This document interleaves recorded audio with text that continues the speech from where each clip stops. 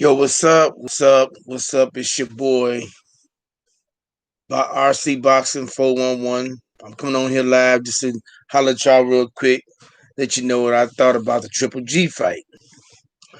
Now, the Triple G fight happened um, this Friday night. Wasn't no big buzz about it, no big hoopla, even though, Triple G is supposed to be making history. Okay? He's supposed to be making history. But I watched the fight. And Triple G did what he's supposed to do in this fight, in that fight that he fought against I forget the challenger's name now, but he was a mandatory, and they really hyped Triple G up. The broadcast on the zone with Rosario. They hyped him up like he's some big, like he's still that guy. And they made a big deal about him making his 21st defense, breaking the record. And it just left a very bad, sour taste in my motherfucking mouth. Because, to be honest with you, that performance with Triple G is alright. You know what I'm saying? He did what he's supposed to do. It wasn't really a fight, man. It was like a sparring match. It was just somebody that Triple G went in there and beat up on for his 21st defense. And everybody's making a big deal. Oh, he's making history. You'll beat Bernard Hopkins. I wonder what Bernard Hopkins thinking about this, watching this right now. You know what? You cannot compare Triple G's resume against Bernard Hopkins at all. Because Triple G's resume couldn't stand up to Bernard Hopkins.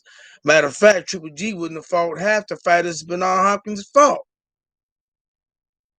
He wouldn't have fought none of them, especially a Roy Jones. He wouldn't have fought none of them if he was in his prime. He wouldn't have fought him. Look who he avoided now. He avoided Jamal Charlo. He got all these defenses on his for his history making night, but against who? Okay, he ain't getting there with no real killers. He avoids all the real killers. They made Andre Ward move up.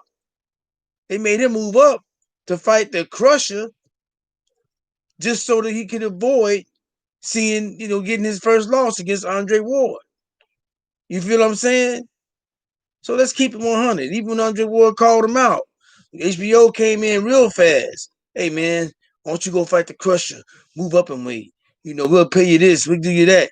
You know, I'm not bad. I don't buy it, man. Triple G's resume to me ain't nothing to me. He fought Canelo, okay, 2 times. And he couldn't even beat Canelo.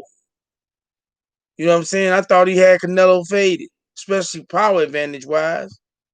But I don't know what that was all about. You know what I'm saying? And he fought Danny Jacobs, which is a suspect win. He fought Darian Vinchenko, which was a suspect win.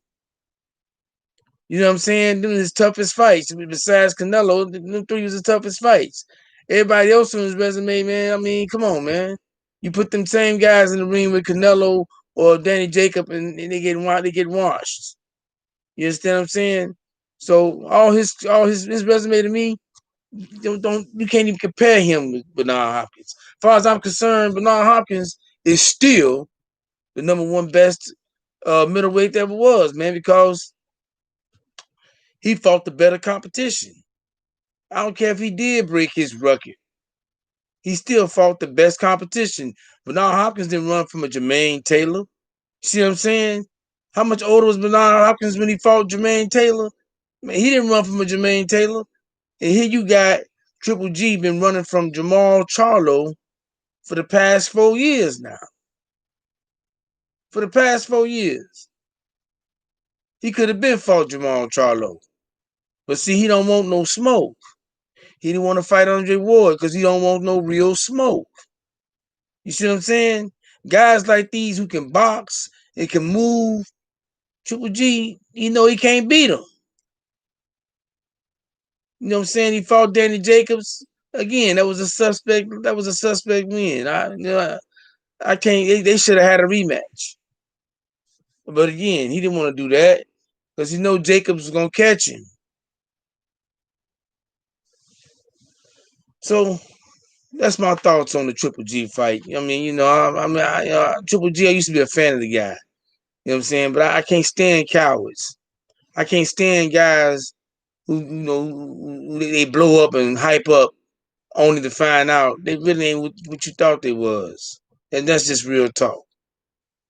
Now, I watched the weigh-in with Canelo switching on another tune. I watched the weigh-in with Canelo and Colin Smith. Now, I'm going to tell you something. I didn't realize how big Colin Smith towers over Canelo. The man is 7 feet, 7 inches taller than this man. And he got long arms, dog. You know what?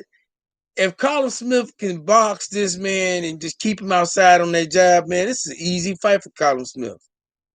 It's an easy fight for Colin Smith. If he just keep Canelo on the outside of that jab, he got enough power. He can box. If this, you know what? I don't know why, but for some reason, I smell an upset coming. I smell upset coming on this fight. I think that Colin Smith is going to mess up all the plans Canelo got. And see, Canelo is using, quiet as kept, he's using Colin Smith as a wage, like a gauge wage for Jamal Charlo. Because see, Charlo is tall too and got a long reach. Okay? So what Canelo trying to do is go out here and fight Colin Smith. And if he's successful, he might just fight Jamal Charlo next. He might just go ahead and fight him to shut all the naysayers up. You know what I'm saying? I got a feeling he's trying to test the waters. He's trying to test the waters to see what he could do with Colin Smith. He wants to try some things out on Colin Smith that he really wants to do to Jamal Charlo. And that is trying to work on getting the inside, getting past the jab, all this type of stuff. We're going to see what Canelo's been working on to fight these long, tall, rangy fighters. As far as that fight with him and Kovalev, that was a bullshit fight. I'm gonna be honest with you. Kovalev turned right back around after that fight he had with my man over there from Europe, from Britain over there. I can't think of my brother's name. Save my life right now. Just on top of my tongue. Anyway, that one fight he was in, and then turned right back around less than 2 months and jumped in the ring with Canelo.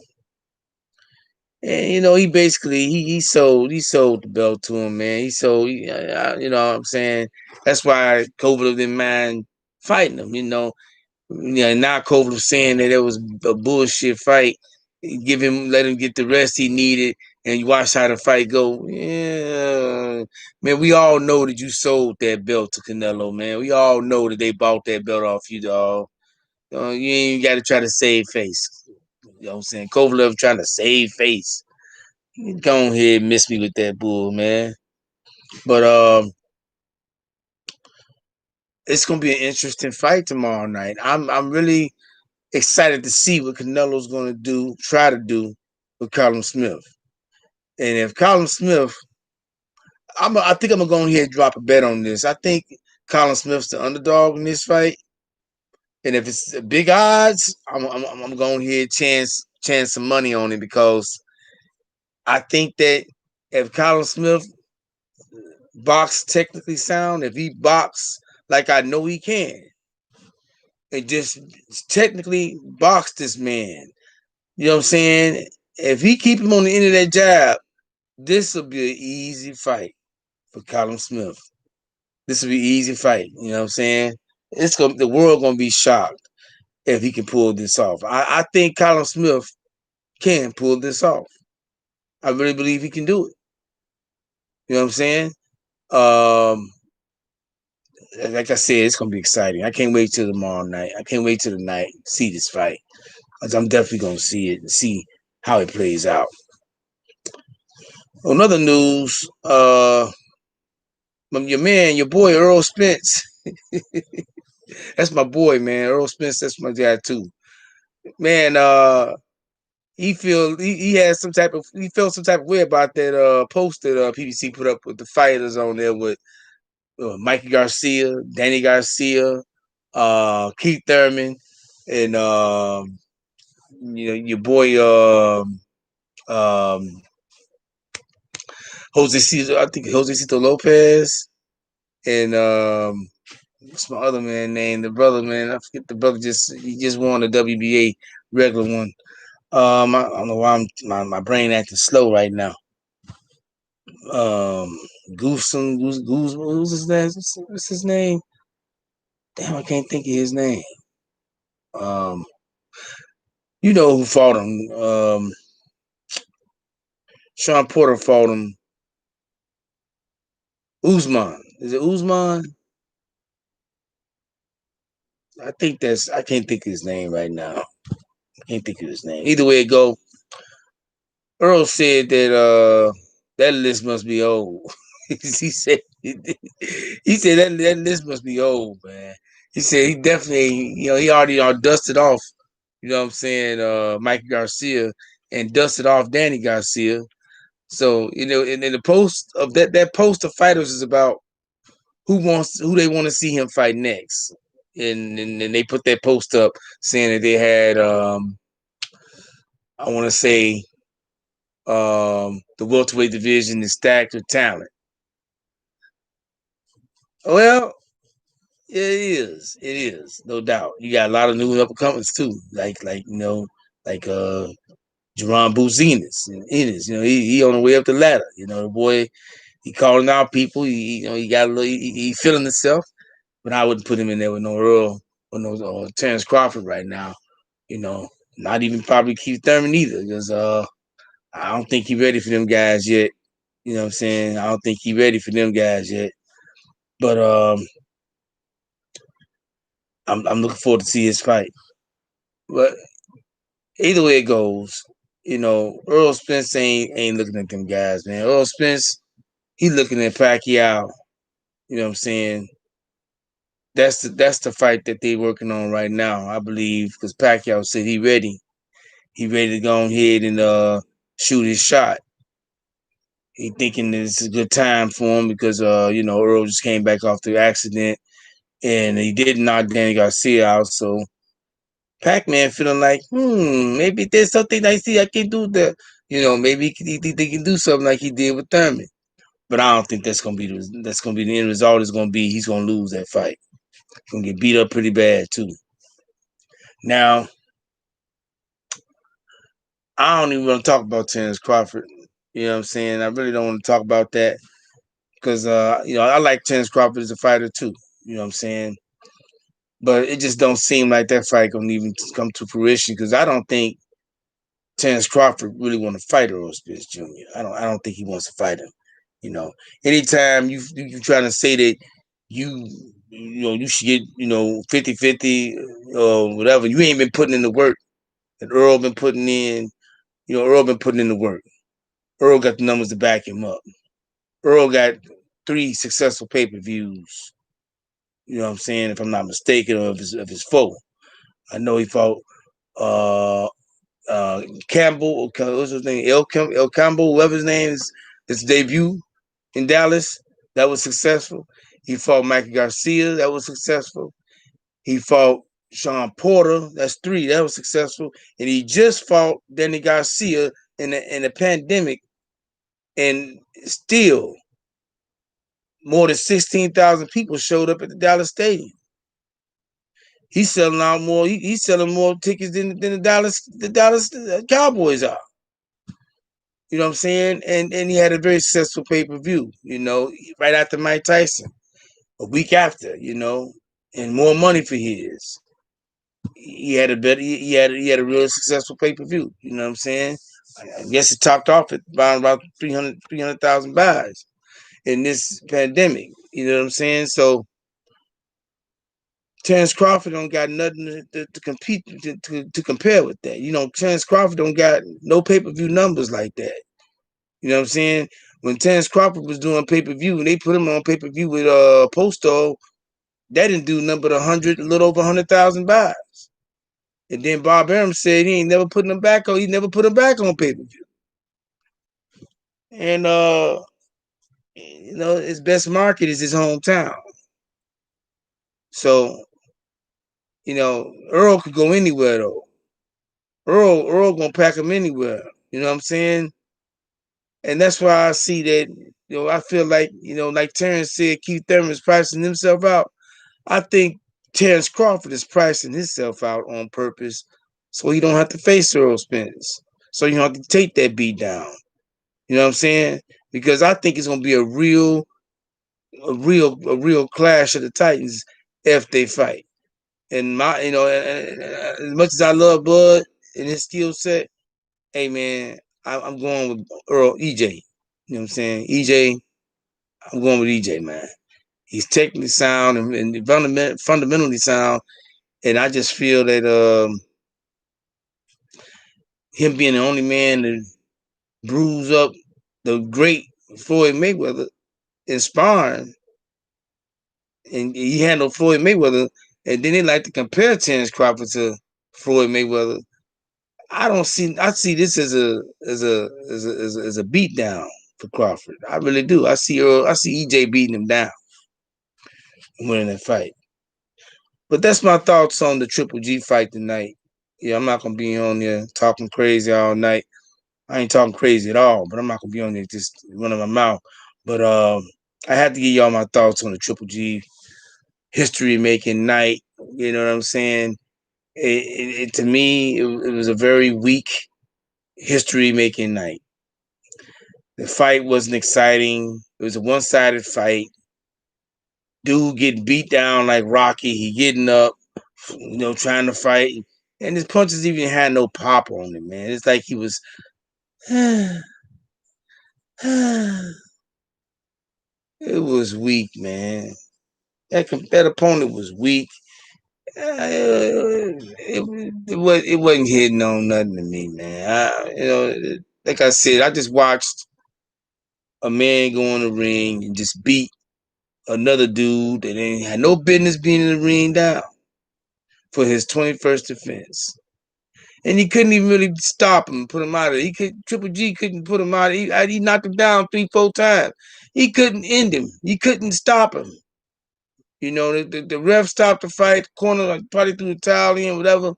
But, he couldn't finish him like he finished other people, man. And that lets you know right there that Triple G is on the decline, and he gonna continue running from people like Boo Boo Andrade, you know what I'm saying? Billy Joe Sanders, all these guys, Jamal Charlo, all these guys can beat Triple G easily. He knows it. But, let's keep White Hope alive, right? Another thing, before I leave, like I said, Tyson Fury is not going to fight Deontay Wilder. That trilogy ain't going to happen. For the simple fact, Tyson was going to vacate that belt. He's going to find some way or some reason. He's going to find a way to not fight Deontay Wilder. He's not going to do it. Because he know his ass is grass. He know his ass going to get sparked, knocked out. He going to get knocked the fuck out. And he know it.